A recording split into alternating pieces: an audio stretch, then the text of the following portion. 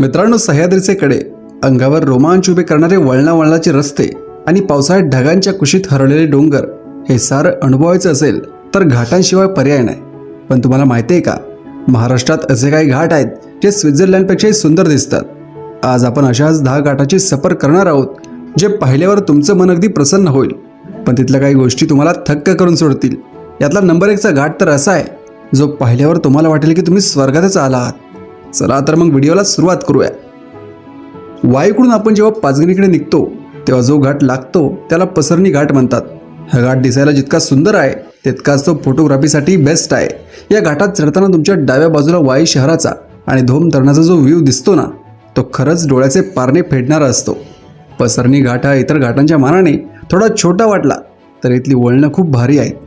खास करून पावसाळ्यात जेव्हा डोंगर हिरवेगार होतात तेव्हा इथला सीन एखाद्या फिल्मसारखा वाटतो.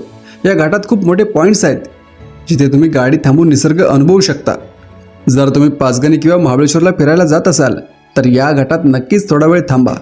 हा घाट तसा सोपा आहे, पण वळणावर गाड्या जपून चालवणं गरजेचं आहे. 9व्या नंबरवर येतो सातारा आणि रत्नागिरी जिल्ह्यांना जोडणारा कुंभार्ली घाट. हा घाट म्हणजे पश्चिम महाराष्ट्र आणि कोकणाचा दुवा आहे. कराडकडून चिपळूणला जाताना हा घाट लागतो. कुंभार्ली घाटाचं वैशिष्ट्य म्हणजे इथून दिसणारा सह्याद्रीचा रांगडा अवतार. पावसाळ्यात इथून दिसणारे छोटे मोठे धबधबे आणि दरी साचलेलं धुकं मनाला मोहून टाकतं. या घाटात प्रवास करताना तुम्हाला लक्षात येईल की रस्ते खूप वळणावळणाचे आहेत, त्यामुळे ड्रायव्हिंग करताना मज्जा येते. या घाटात अनेक ठिकाणी व्ह्यू पॉईंट्स आहेत जिथून तुम्ही चिपळूणच्या दिशेला असलेला कोकणचा भाग पाहू शकता. इथे अनेक ढग रस्त्यावर उतरतात, त्यामुळे समोरचं काहीच दिसत नाही. हा अनुभव खूपच थरारक असतो. हा घाट ऐतिहासिकदृष्ट्या महत्त्वाचा आहे, कारण हा भाग सह्याद्रीच्या मुख्य रांगेत येतो. जर तुम्ही निसर्गप्रेमी असाल तर कुंभार्ली घाटाची सफर तुम्हाला एकदा तरी करायलाच हवी. आता बोलूया मुंबई नाशिक महामार्गावरील थळघाट, म्हणजेच आपला लाडका कसारा घाट. हा घाट तर महाराष्ट्रातील सर्वात व्यस्त आणि महत्त्वाच्या घाटांपैकी एक आहे. पण व्यस्त असला तरी याची सुंदरता काही कमी होत नाही. या घाटाचं सगळ्यात मोठं वैशिष्ट्य म्हणजे इथून धावणारी रेल्वे लाईन. तुम्ही जेव्हा रस्त्याने जाता तेव्हा बाजूलाच रेल्वेचे मोठे पूल आणि डोंगर पोखरून काढलेले बोगदे दिसतात. पावसाळ्यात हा घाट पूर्णपणे धुक्याने वेढलेला असतो. इथल्या उंच डोंगरांवरून पडणारे पांढरे शुभ्र धबधबे हे पाहून मनाला खूप शांती मिळते. कसारा घाटात प्रवास करताना तुम्हाला जाणवेल की येथील रस्ते खूप रुंद आणि चांगले आहेत, पण तरीही येथील घाट उतरताना किंवा चढताना गाडीवर ताबा असणे आवश्यक आहे. नाशिकला जाताना जर तुम्ही या घाटात वेळ काढून थांबलात तर तुम्हाला सह्याद्रीचं एक वेगळं आणि भव्य रूप पाहायला मिळेल. 7व्या नंबरवर आहे कोल्हापूर आणि रत्नागिरीला जोडणारा आंबा घाट. हा घाट कोकण आणि कोल्हापूरच्या सीमेवर आहे. आंबा घाट हा त्यांच्या शांततेसाठी आणि घनदाट जाडीसाठी ओळखला जातो. तुम्ही जर गडकिल्ल्यांचे प्रेमी असाल तर विशाळगड आणि पावनखिंड याच घाटाच्या जवळ आहेत. या घाटातून प्रवास करताना एक वेगळाच थंडावा जाणवतो. उन्हाळ्यात सुद्धा इथे जास्त उष्णता जाणवत नाही.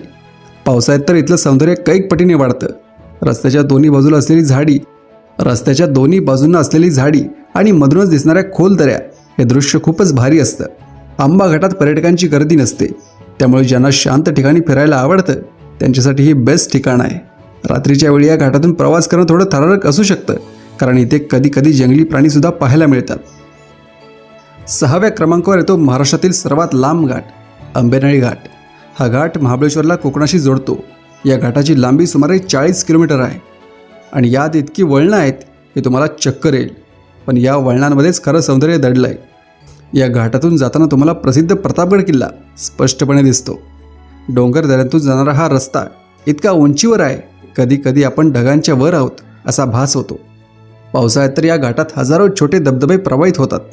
हा रस्ता थोडा अरुंद असल्याने इथे ड्रायव्हिंग करताना खूप लक्ष द्यावं लागतं, पण इथला अनुभव आयुष्यभरासाठी लक्षात राहण्यासारखा असतो. जर तुम्ही महाबळेश्वरला गेलात आणि पोलादपूरच्या दिशेने खाली उतरलात तर तुम्हाला सह्याद्रीच्या विशालतेचा अंदाज येईल. 5व्या नंबरवर आपण एका अशा घाटाबद्दल बोलणार आहोत जो प्राचीन काळापासून प्रसिद्ध आहे, तो म्हणजे नाणे घाट. हा घाट जुन्नर जवळ आहे. खरं तर हा रस्ता आता प्रवासासाठी कमी आणि ट्रेकिंगसाठी जास्त वापरला जातो, पण याची सुंदरता अचाट आहे. नाणे घाट हा सातवाहन काळातील एक मुख्य व्यापारी मार्ग होता. इथली सर्वात खास गोष्ट म्हणजे पावसाळ्यात दिसणारा उलटा धबधबा. वाऱ्याच्या वेगामुळे इथलं पाणी खाली पडण्याऐवजी वर उडतं. हे दृश्य पाहण्यासाठी लोक लांबून येतात. इथल्या डोंगरांना पाहून असं वाटतं की कोणीतरी मोठ्या कुऱ्हाडीने ते डोंगर कापले आहेत. नाणे घाटातील गुहा आणि तिथले कोरलेले लेख आपल्याला इतिहासाची आठवण करून देतात. जर तुम्हाला निसर्ग आणि इतिहास यांचं कॉम्बिनेशन आवडत असेल तर नाणे घाट तुमच्या लिस्टमध्ये असायलाच हवा. आता बोलूया सर्वात वाईल्ड आणि रांगड्या घाटाबद्दल, तो म्हणजे वरंदा घाट. पुणे आणि महाड दरम्यान असलेला हा घाट म्हणजे निसर्गाचा एक चमत्कारच आहे. वरंदा घाट हा खूप उंच आणि तितकाच भयानक सुद्धा वाटू शकतो, कारण इथल्या दऱ्या खूप खोल आहेत. पण पावसाळ्यात जेव्हा इथले डोंगर हिरवेगार होतात आणि वाघजाई मंदिराच्या जवळचे धबधबे जोरात वाहू लागतात, तेव्हा ते दृश्य पाहून शब्द अपुरे पडतात. या घाटात रस्ते थोडे खराब असू शकतात, पण इथला निसर्ग इतका सुंदर आहे की तुम्ही सगळं दुःख विसरून जाल. इथून शिवथरगडला जाता येतं, जिथे समर्थ रामदास स्वामींनी दासबोध लिहिला होता. वरंदा घाटात बसून गरमागरम कांदा भजी आणि चहा घेण्याची मजा काही वेगळीच असते. हा घाट खऱ्या अर्थाने सह्याद्रीची ताकद दाखवतो. तिसऱ्या नंबरवर आहे पुण्याचा अभिमान असलेला ताम्हिणी घाट. पुणेकरांसाठी पावसाळ्यातील हे सर्वात हक्काचं ठिकाण आहे. मुळशी धरणाच्या बॅकवॉटरपासून सुरू होणारा हा घाट थेट कोकणात उतरतो. ताम्हिणी घाटात तुम्हाला इतके धबधबे दिसतील की तुम्ही मोजून मोजून थकाल. इतकी शांतता, दाट जंगल आणि चहूबाजूला पसरलेली हिरवळ पाहून असं वाटतं की आपण स्वर्गातच आलो आहोत. ताम्हिणी घाटातील रस्ते आता खूप चांगले झाले आहेत, त्यामुळे हा प्रवास अधिक सुखकर होतो. वाटेत लागणारे छोटे छोटे ढाबे आणि तिथलं पिठलं भाकरी या घाटाची शोभा अजून वाढवतात. हा घाट फक्त निसर्गासाठीच नाही, तर इथल्या प्लस व्हॅली ट्रॅकसाठी सुद्धा प्रसिद्ध आहे. जर तुम्हाला पावसाचा आनंद लुटायचा असेल तर ताम्हिणी घाटासारखं दुसरं ठिकाण नाही.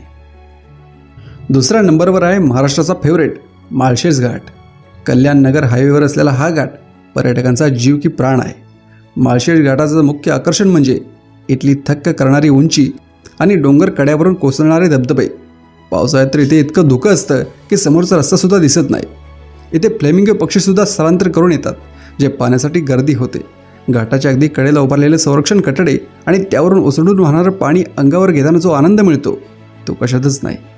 माळशेज घाट हा फॅमिली ट्रिपसाठी किंवा मित्रांसोबत फिरण्यासाठी एक परफेक्ट डेस्टिनेशन आहे.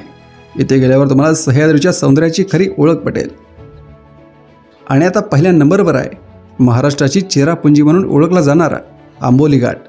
हा घाट सिंधुदुर्ग जिल्ह्यात आहे आणि कोल्हापूरला थेट गोव्याच्या सीमेवर जोडतो. आंबोली घाटात महाराष्ट्रातील सर्वात जास्त पाऊस पडतो, त्यामुळे इथला निसर्ग सर्वात जास्त फ्रेश असतो. इथला आंबोली वॉटरफॉल तर जगप्रसिद्ध आहे. या घाटात 12ही महिने थंडावा असतो. दाट झाडी, रानफुले आणि विविध प्रकारचे प्राणी पक्षी या घाटाचं वैभव आहे. रात्रीच्या वेळी हा घाट अतिशय शांत आणि गूढ वाटतो. पावसाळ्यात त्या घाटावर गेल्यावर तुम्हाला असं वाटेल की तुम्ही ढगांच्या कुशीत झोपला आहात. कोकणात जाताना जर तुम्ही आंबोली घाटातून गेला नाहीत तर तुमची सफर अपूर्णच आहे. हे ठिकाण सौंदर्याच्या बाबतीत नंबर 1वर का आहे हे तिथे गेल्याशिवाय तुम्हाला कळणार नाही. तर मित्रांनो, ही होती सह्याद्रीच्या कुशीत वसलेल्या सर्वात सुंदर 10 घाटांची सफर.